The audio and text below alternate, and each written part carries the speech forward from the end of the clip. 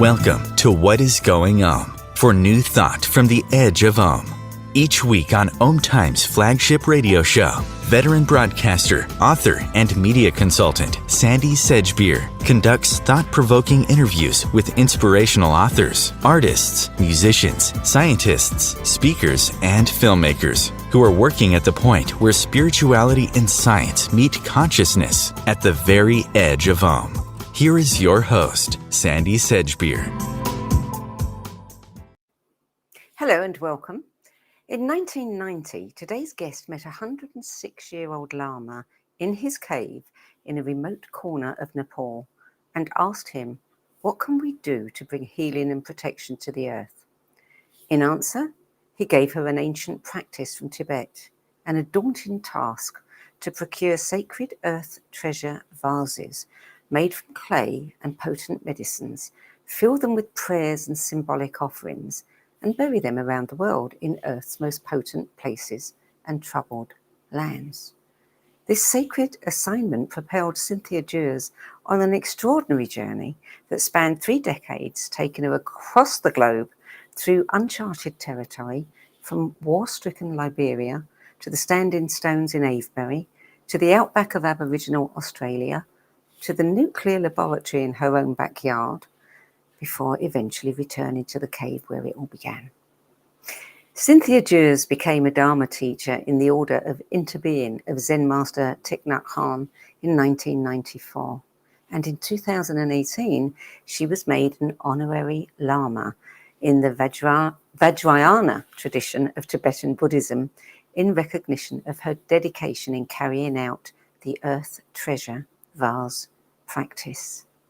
The founder of the Gaia Mandala Global Healing Community and the non-profit Alliance for the Earth, Cynthia Jurs joins me now to discuss her newly released book, Summoned by the Earth, Becoming a Holy Vessel for Healing Our World, which chronicles her mythic journey of a lifetime and answers the single most pressing question of our time. Cynthia Jurs, welcome. Thank you so much for having me, Sandie. It's great to see you and be here today. So tell us a little bit about your journey to becoming a Buddhist lama. I mean, what first attracted you to Buddhism?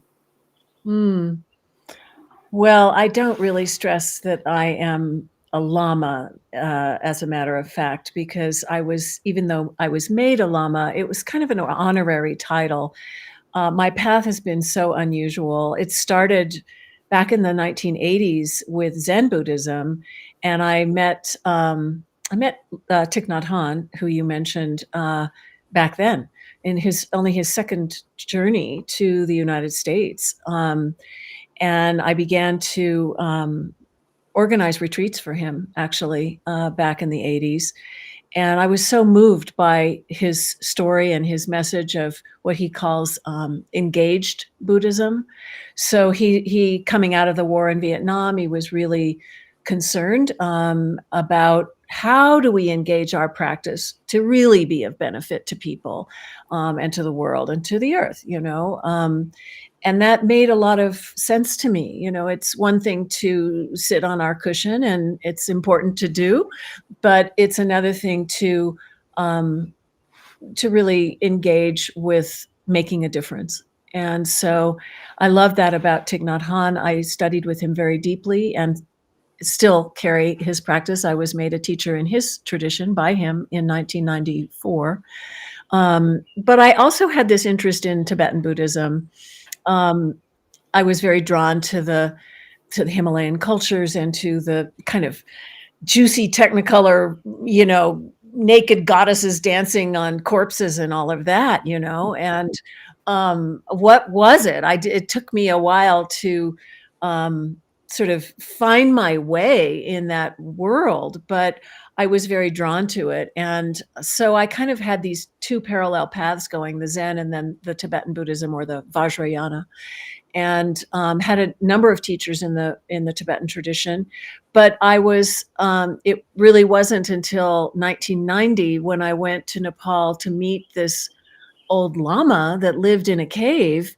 That was when my Dharma journey really started to unfold. So yeah. So how, I mean, it seems very synchronistic, this, how you got to that cave in Tibet, in Nepal. How did that come about?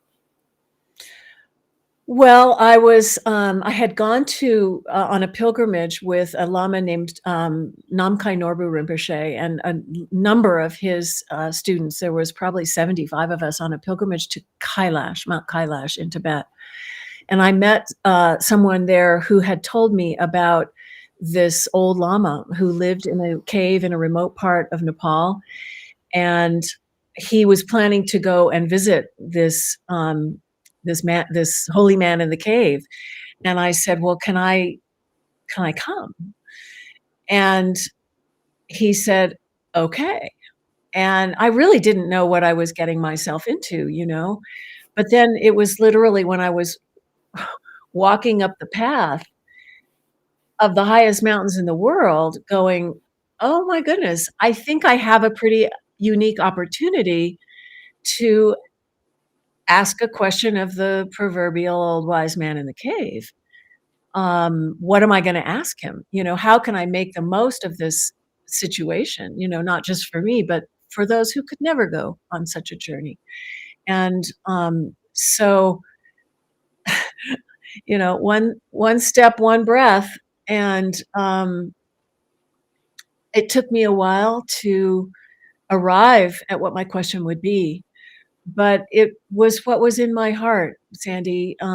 Even back then, this was in 1990, even back then, I was witnessing, as I think many of us were, the beginnings of the unraveling of the web of life, the changes in climate, the forest fires, the droughts, all of those kinds of things. And also where I live here in Santa Fe, New Mexico, I'm right across the Rio Grande River Valley from the Los Alamos National Laboratory, which is where the first and second atomic bombs were created, and which is still making components for nuclear weapons and producing a lot of radioactive waste that is literally poisoning the web of life. And that was something that I was very much grappling with at the time that I went to meet the old lama. So I was concerned, like, how is this going to, how are we going to live with these kinds of things going on? What can we do? And my question was deeply, what can we do to bring healing and protection to the earth?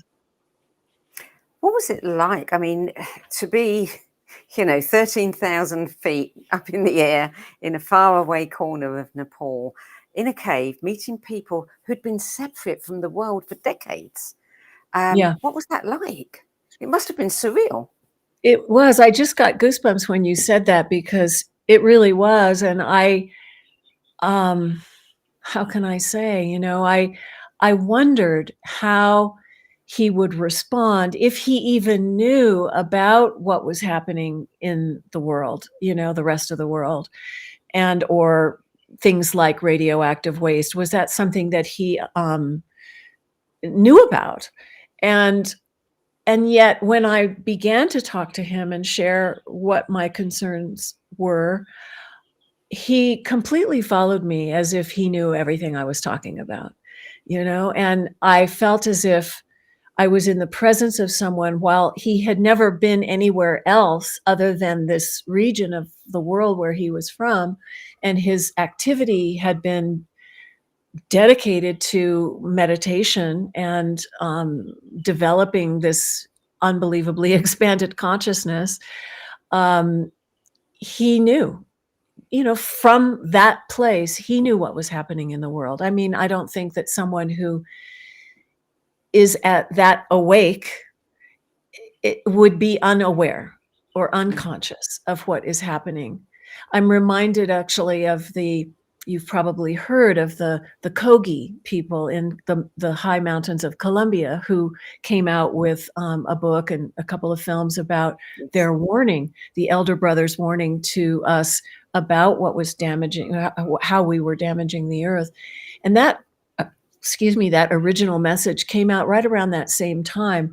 And these were people who had chosen to live completely cut off from civilization and the developed world, and intentionally, in order to maintain the purity of their inner experience and their relationship to the earth. But they felt they had to come out to give a warning because things were getting so dire, and they were seeing it way up in those mountains as well. So it was in that time frame that, we were all, not all of us, but some of us anyway, were beginning to kind of wake up to the fact that things were going to be getting pretty dire and we needed to do something. And I had no idea what to do, but his answer was that I should get these earth treasure vases, and I should put them in the earth. And these are little clay pots filled with prayers and symbolic offerings, very specific offerings according to the Tibetan tradition. But as we have taken them around the world, they have been filled with offerings from all these cultures, other cultures, and that are meaningful to them in those places. So anyway, that's another part of the story. But yeah, it's been amazing, Sandie. I mean, I just have this vision of you trekking down this mountain and thinking, wow, I asked him what I could do. And I'm not exactly, he hasn't said, oh, post this letter for me on the way down. He's given you a task that is like, where do you even begin with a task like that? Well, I didn't know where to begin. When he directed me to go to visit another lama in another monastery, a couple of days walk beyond where he was, to ask him to make them for me. And when I met that lama, Rinpoche, he said, oh, sure. How many do you want? And my mind just stopped. It was like, I didn't know whether to say 7,000 or 700 or 7, it just is mind boggling when you start to think about the need. And so I said, I don't know, like 25. And he said, oh, sure, that's fine. And so I originally received 30 of these. They were very responsive, the lamas were, about the circumstances that I had been describing. And they mixed into the clay all kinds of sacred substances to empower these treasure vases in a way that was fairly unusual. And then they also left them empty. Normally, the lamas will fill them with these specific offerings and things and then seal them. And then they would take them out to different parts of the world where they would be placed or buried or planted. And in the case of our situation, they sent them to me to be filled ourselves, which was so unique because it gave us the opportunity to make our own connection to our own deepest prayers and what would be an offering appropriate to express ourselves, in this way, and also to connect with the places where the treasure vases are supposed to go. We decided early on that we would leave them open until the very end, until they were to be buried, so that people in different cultures and communities around the world could have the chance to make it their own. I never wanted to go into any place I'd never been or assume that this was going to be something that people would respond to. I didn't know how people in Africa, for example, would respond to this practice coming out of Nepal and Tibet. It's a long ways away. But it was so interesting because everywhere I went, people responded like, oh, yes, we have this issue here. And it gave them a chance to pour their hearts into a vessel, a receptacle that could receive their deepest love and caring, How long after your return from Nepal did you plant your first vase? It was, I think it was about 5 years. It was daunting because I really did not know where to begin and how to begin. And I also didn't feel like I had, I don't know, I didn't have the training. I didn't know. I wasn't an elder. I wasn't at that time, I wasn't a lama myself. All of that was, uh, it was making it difficult to know where to begin and how to do it. But so I put them aside, and I just went very deeply into my own dharma practice to kind of build up my own muscles, really, to train in preparing. I didn't quite realize at the time I was preparing for what all that was to come, but I needed to do some deep practice, and that took place both with Thich Nhat Hanh and also with the lamas. And I spent a lot of time in retreat practicing and accomplishing the Nundro and other aspects of the teachings. And then we started having these forest fires and droughts, and it was obvious that we really needed to do something, and we had these, and so we started to pull them out. And the first of the treasure vases was dedicated to going up above Los Alamos National Laboratory, and it was really that that very core central issue about the poisoning of the earth and the weapons of mass destruction that are so damaging to the world. That was at the heart of our prayers in the beginning, and still is. But then we ended up taking 4 more treasure vases to the 4 directions in this what we call bioregion, the Rio Grande bioregion. So the source of the Great River and the mouth of the Rio Grande in where it empties into the Gulf of Mexico.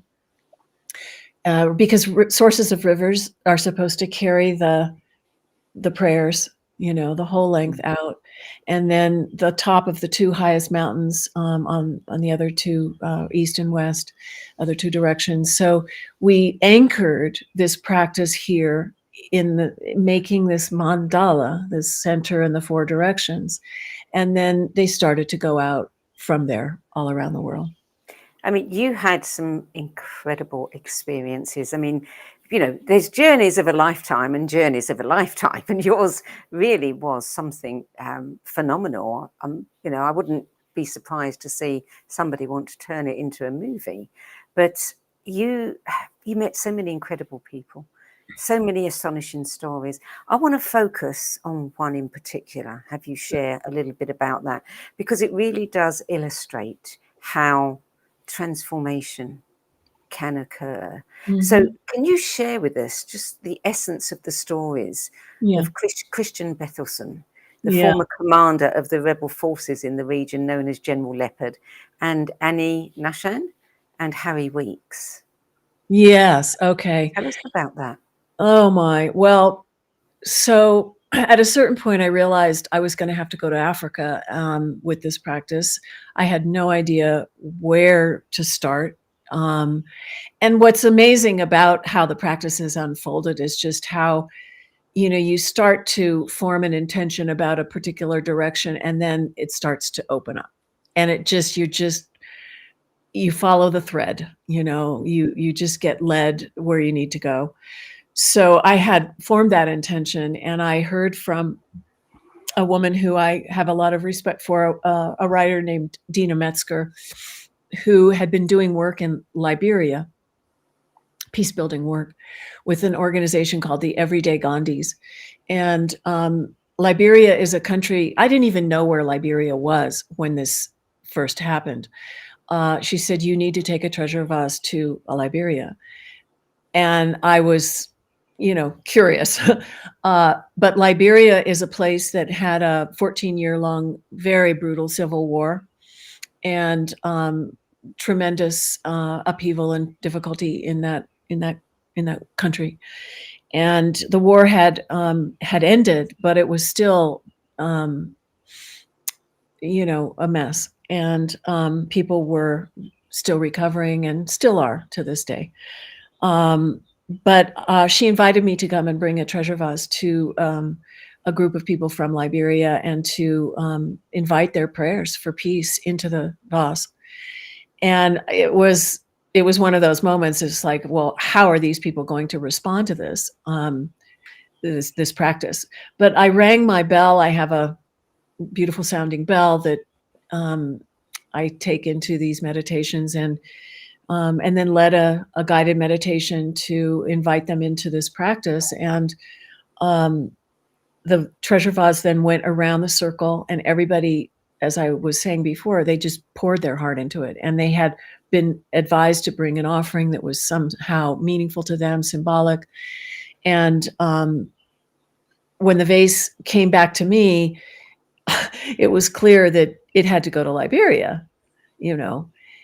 One of the people in the circle was a former rebel general who had also been in the army since he was 18 years old, worked his way up, became the personal bodyguard to President Samuel Doe, who was eventually assassinated. But anyway, there's a whole story. I'm not sure quite how much to tell you, but this gentleman by the name of Christian Wolo Bethelson was there. And after the ceremony, he came up to me, he said, "I want you to teach me how to meditate." And it turned out the sound of that bell had affected him very profoundly. Here's a man who had been either in the army or in the special forces, or what happened was when Doe was assassinated, he escaped barely and ended up joining the rebel forces to fight against Charles Taylor and another general called Prince Johnson, and became a leader called General Leopard in the north of Liberia, commanding 20,000 troops. And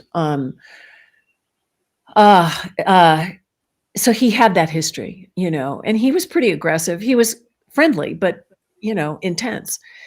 And I thought, he's got to be kidding. Who, me? Teach him how to meditate?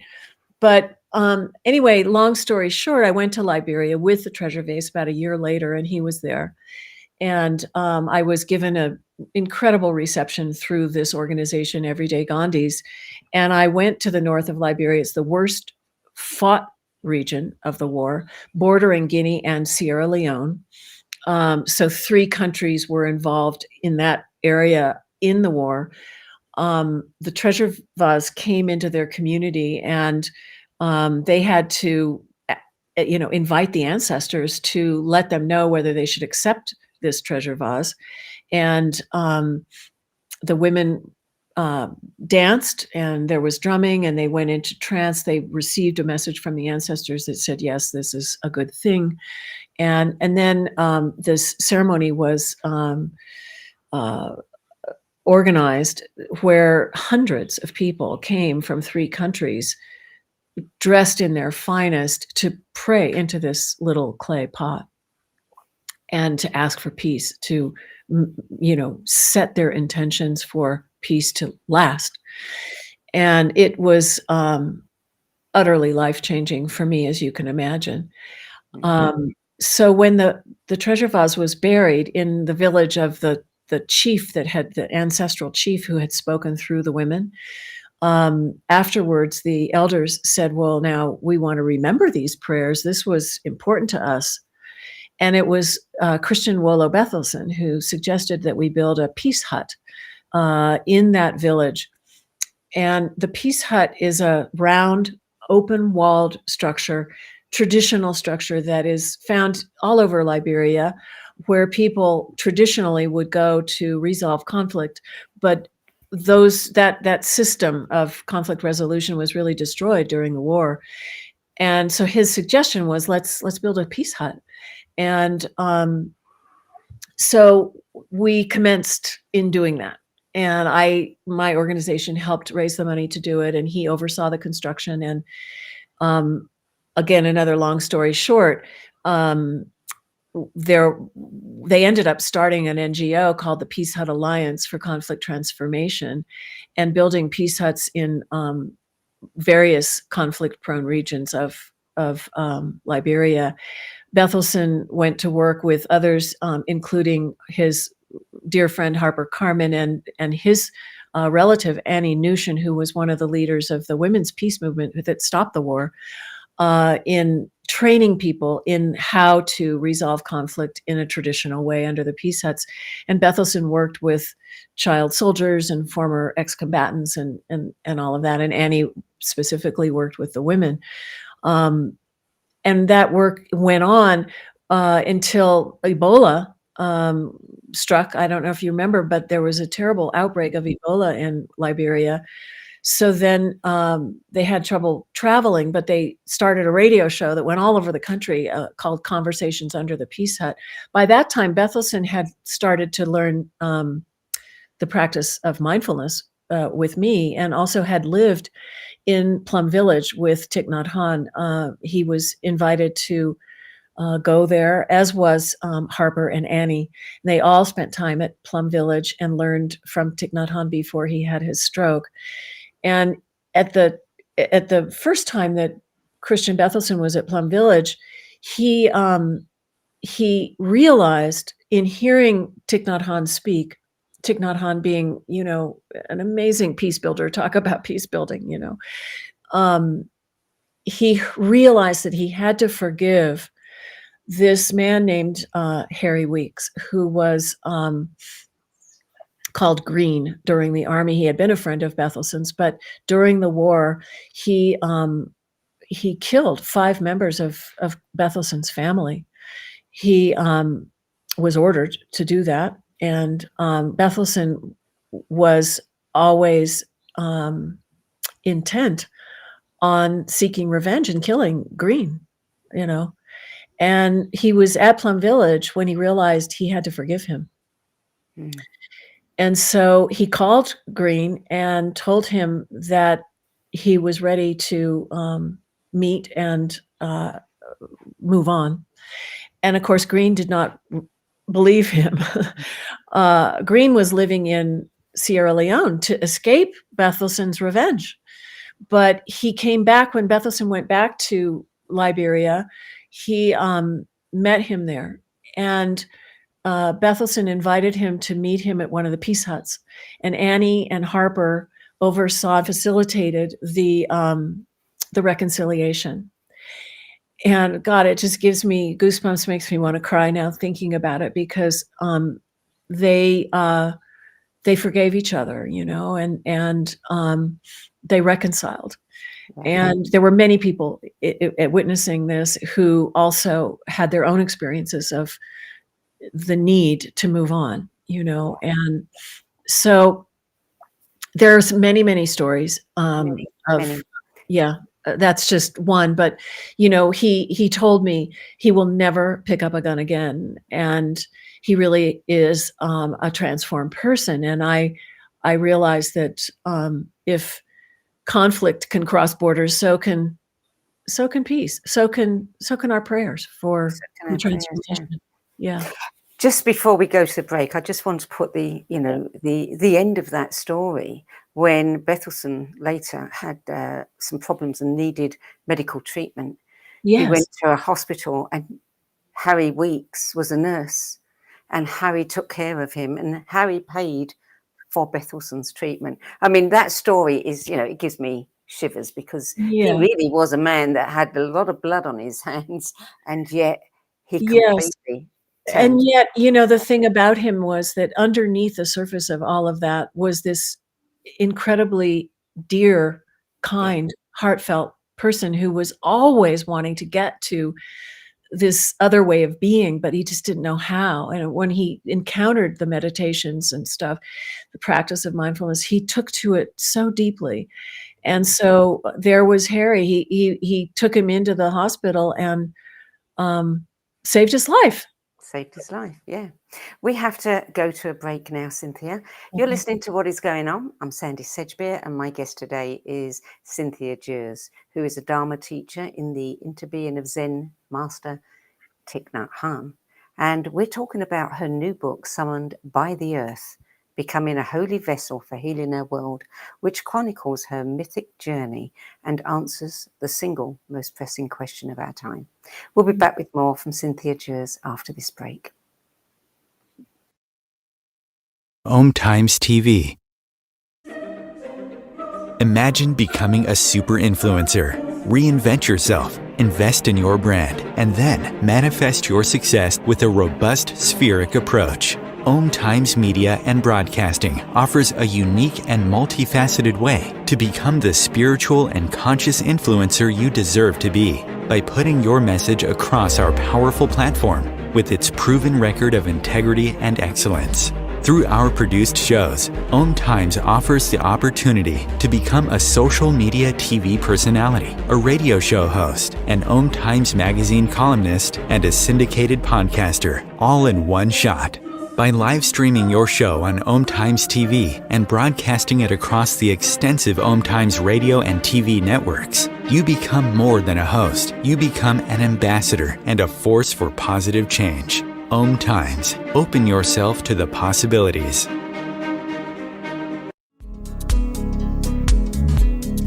Hello, I'm Sandie Sedgbeer, host of Om Times' flagship radio show, What Is Going On? And as an author, editor, and 13 times book judge who's read thousands of books and interviewed hundreds of authors, I'm constantly asked what's really worth reading and what's not. So I created the No BS Spiritual Book Club to help you save time and money by picking the brains of discerning names who have walked this path before you. There's no catch, no fees, and no BS. Just an ever-growing library of 10 best spiritual book lists from some of your favourite authors and teachers, plus free book excerpts, audios and video interviews with people like Don Miguel Ruiz Jr., David G., Lee Harris, Mark Nepo and more. From well-known classics to hidden gems you've never heard of, it's the only no BS guide to the best spiritual books to enlighten your journey of self-discovery. So why not join the club? Get inspired and save money at the nobsspiritualbookclub.com. There are 16 million children struggling with hunger in America.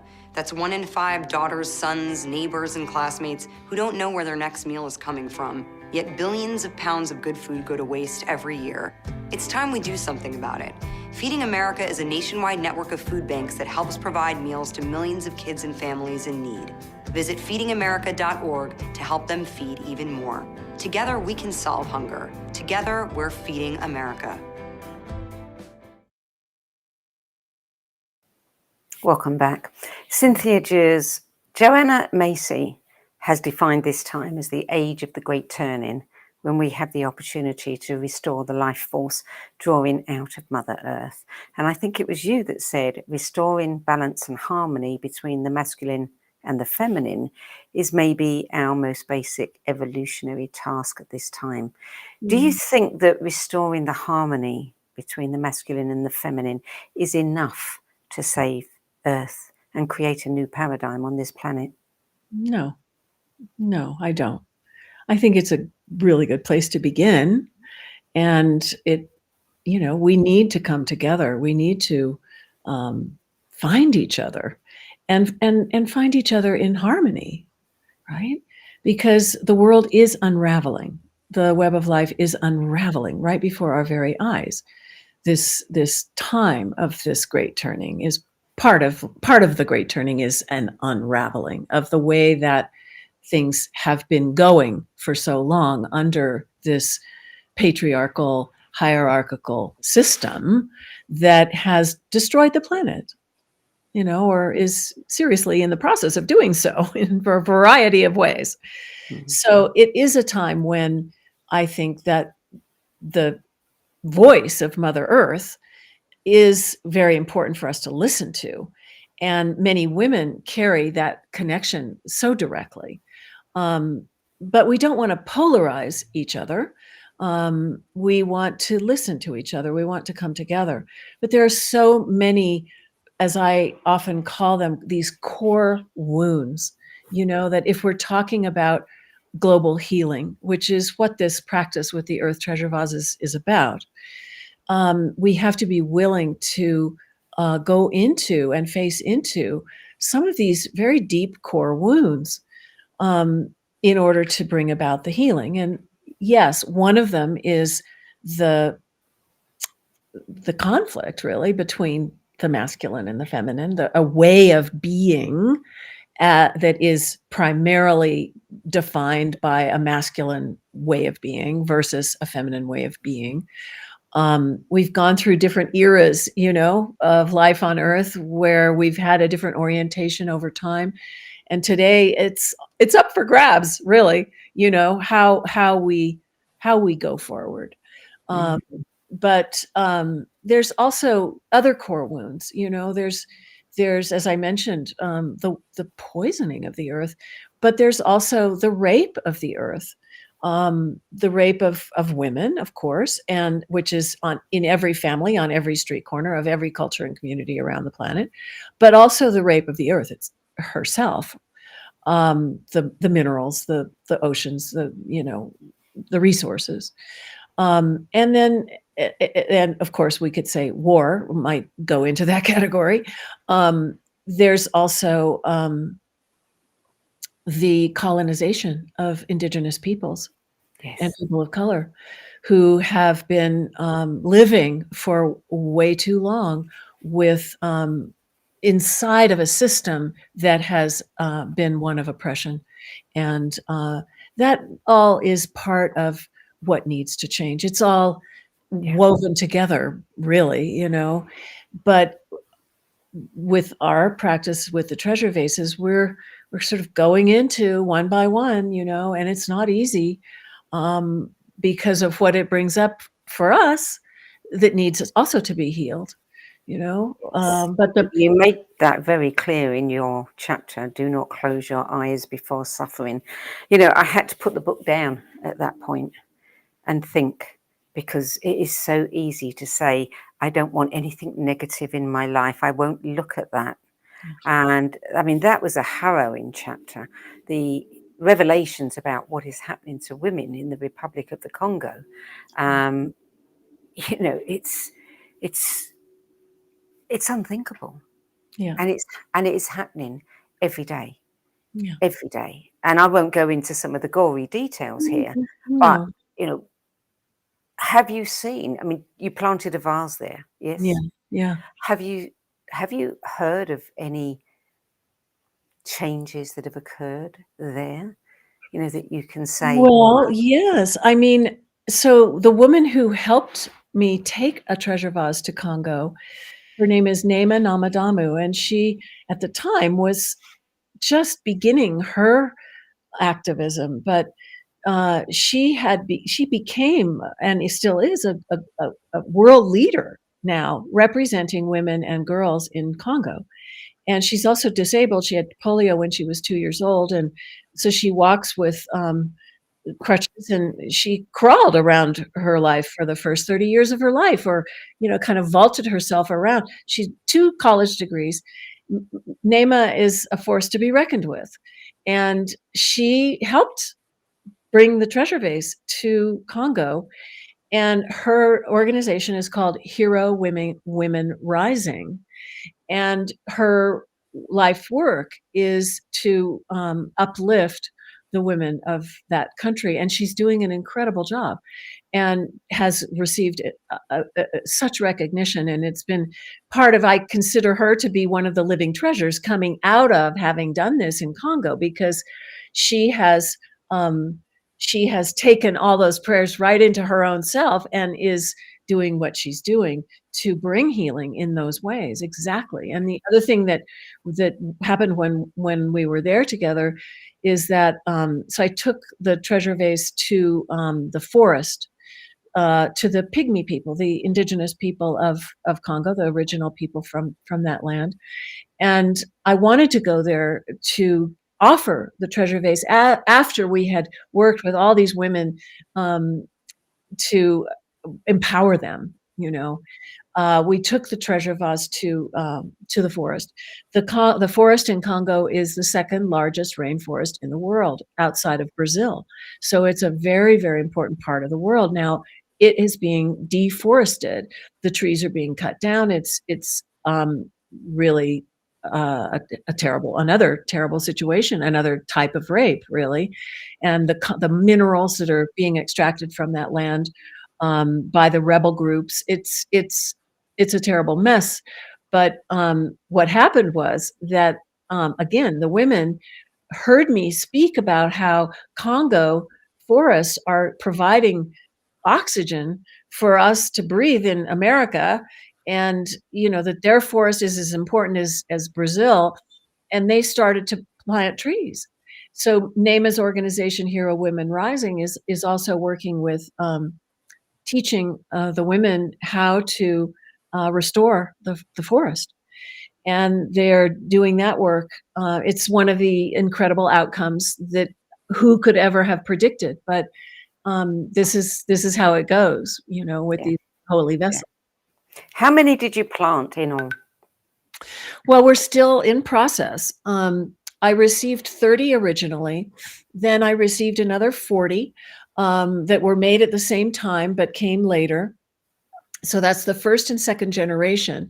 And then I led a retreat here in New Mexico with a Native American elder who is an activist, but also a potter in the tradition of the Pueblo people from this land. And she taught us how to make a little holy vessel in that style of using the clay from this land. But we made them very much in connection to what had come before. And so all told, there's about 93, I think it is, of those first 3 generations. And so there's probably about 25 in process, I want to say. And I kind of lost track because there's so much going on, but we've planted about 55, I think. We've got about 25 in process, and there's about 5 still on my altar that are waiting their destination. And we might make more. We'll see. We'll see how it happens, how it all unfolds. But there's people all over the world now who are stewarding these little clay pots themselves. So it's not just me doing it. Yeah. But you haven't finished your journey of a lifetime. No, I don't know. No, Yeah. no. And you went back to Nepal, was it, 30 years after the first visit? Something like that. Yeah, I went back in 2018.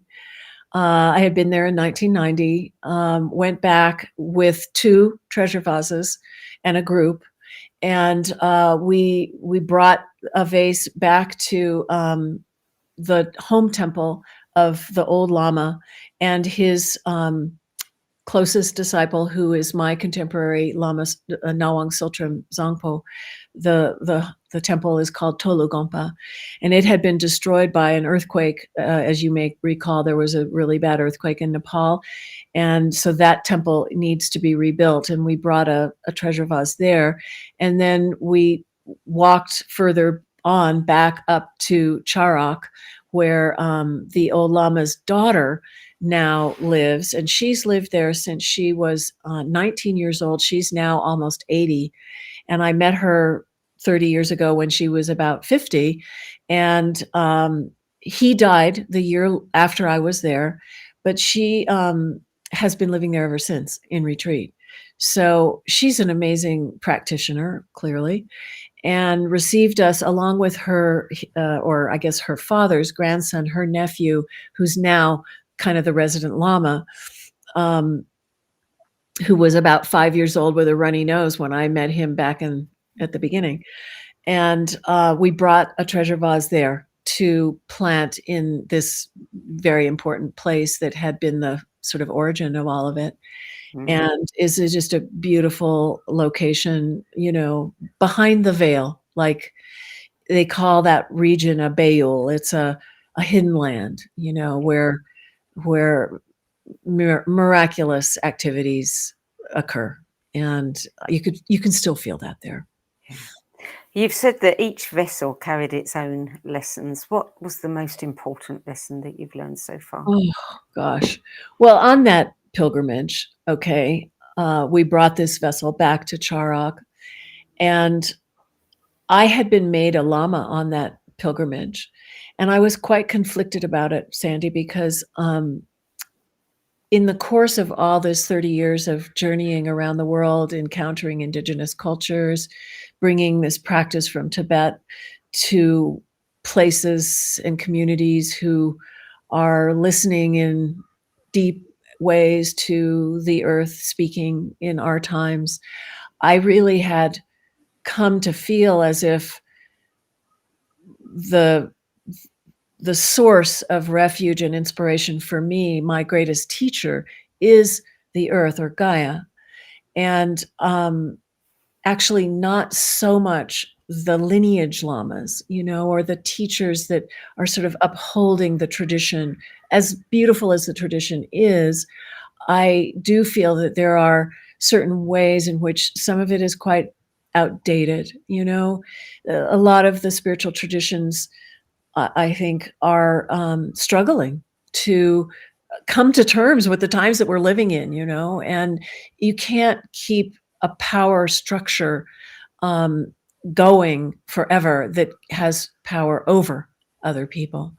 So some of that can be found in these traditions, including that one. And it's a little risky to talk about it because there's so much beauty there, but I really feel as if Mother Gaia, is talking to us, and she is such an amazing teacher because she's an embodiment of the teacher, of the teachings, as we say in Buddhism, the Buddha, the Dharma, and the Sangha, the three jewels, the teacher, the teachings, and the community, because it's all there in the web of life. All you have to do is look outside, and see it. Mm-hmm. And there it all is. And the earth is more or less screaming nowadays, trying to get our attention. Yeah. And so the practice of listening to that teacher is really what is calling me. So I think really my greatest lesson has come from realizing that the earth is my teacher. And what happened in Nepal, as we were coming home, I was grappling with the fact that I had been made a lama, and I didn't know how I would be able to uphold that job given where I have been led. And I actually, I fell off the mountain. And there's a chapter in the book called Head Over Heels. I fell over I tumbled down the mountain. I thought I was going to die. And it's actually a miracle that I'm still alive. But what I realized finally was that it was the earth who saved me. It wasn't, the Buddha, it wasn't Tara, it wasn't all the deities. It was just the earth. And that the reason that I wasn't dead is because there's a new version of the spiritual path that has to do that I need to share, which is that the earth is our teacher, Gaia is our guru. Yeah. You said every time you hold an earth treasure vase in your two hands, you wonder how you can hold both the suffering and the beauty of this life on earth. Is it possible to find peace within this profoundly inspiring and awfully disappointing world? I think that many people will relate to that. What is your response to that? Is it possible? Well, yes. Yes, it is. When you say those words back to me, I want to cry, because it is so hard. Yeah. But I think the opportunity is to hold both, to go through our lives, not shutting down that part that doesn't want to feel how bad it is, and not just like getting all excited about the beauty and how wonderful, that's disconnected from the reality that we're living in. But both together give meaning. And to find ourselves in a place at a time when we have the chance to make a difference. We have to draw from the beauty in order to address the suffering.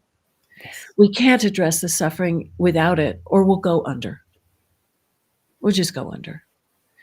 But we celebrate the beauty of the blue sky, as Thich Nhat Hanh would say, the birds that sing in the trees, and what we love about life on Earth, whatever that is. And for each of us, it's going to be a little different, but that is where we anchor ourselves in, then doing whatever we can to engage with the work of our times, which is to restore balance and harmony to the web of life before it unravels completely, But together, now this is the last thing I'll say, that together, because when we come together, and we do this every full moon, we have a meditation that takes us into this practice, and the synchronization of our intentions is a powerful force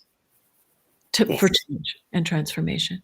Yeah. So the more of us who are aligning in this way at this time, the more of a chance we have of breaking through to something really exciting and really different. And it's happening.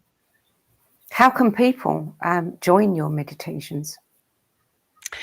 They can go to GaiaMandala.net, the website, and they can find the full moon global healing meditation and sign up for it and join us. It's free. It happens every month. It's been going on for 30 years. It's a beautiful, beautiful practice. And there's a lot of other practices that we do and share as well, and retreats and pilgrimages and all kinds of things. But the meditation on the full moon is at the heart of what we do. So GaiaMandala.net, and you've also got the Gaia Mandala Convergence in June. I do, yes. We have a retreat in person in Santa Fe, New Mexico, that we're calling the first annual Summoned by the Earth Convergence, because what we want to do is we want to really empower and activate this global healing mandala of treasure vase locations all around the world. We'll have about 10 or 11 earth treasure vases that are still in process in the circle with us to work with, but then we will also invoke the locations all around the world. And we have a sound healer who's part of our community from Australia, who plays the didgeridoo, who takes us deeply into the practice. There's a mantra now, a practice that I teach about the sublime Mother Gaia, and we will do the mantra and do a lot of our own personal work around what we were just talking about. How do we hold both in ourselves and in the world, and become vessels of the holy, as Joanna Macy would say. Yeah. Well, we probably have about 1 minute left. For my final question, I want to know this journey that you undertook. I mean, you had no idea of the magnitude, where it would lead you, what you would see, what you would experience. And some of it was awful, and some of it was so, life affirming. When you look back on that, what do you think? What do you feel? You undertook this. You just said, okay, I will do it. What do you think about that? I can't think about it because it is so beyond me. I mean, I was possessed with this assignment, given what's happening in the world. And I was so happy to have such an assignment, but truly it was beyond my conception. So it has taken me way beyond my thinking mind, and I just am in awe, not only of my own journey, but of what has happened now with thousands of people who have come around and are part of this practice now. It's truly amazing, Sandie. And so I just, I bow down. Cynthia Jurs, thank you so much for joining us today. Thank you so much for having me. And thank you for saying yes. I can imagine, I think if anyone knew what they were going to confront, it would be very hard to say yes, but thank you for saying yes. Yeah, no, I came apart in the process. I'm a completely different person than I was when I began. And for that, I'm eternally grateful. Yeah. And it's something we can all do in our own way. Yes. Yeah. Yeah. Yeah. So, Summoned by the Earth, Becoming the Holy Vessel for Healing Our World by Cynthia Jurs is published by Prospector Press. Yeah. And for more information about the book, Cynthia's meditations, retreats, courses, and pilgrimages to support the emergence of a global community of engaged and embodied sacred activists, visit GaiaMandala.net. That's it for this week. I'm Sandie Sedgbeer. Thanks for being with us today. I'll be back with another edition of What is Going On at the same time next week. Till then, it's goodbye from me. And, I can't say a big enough thank you to Cynthia Jurs. Yeah. Thank you so much, Sandie. Really appreciate it. Yeah.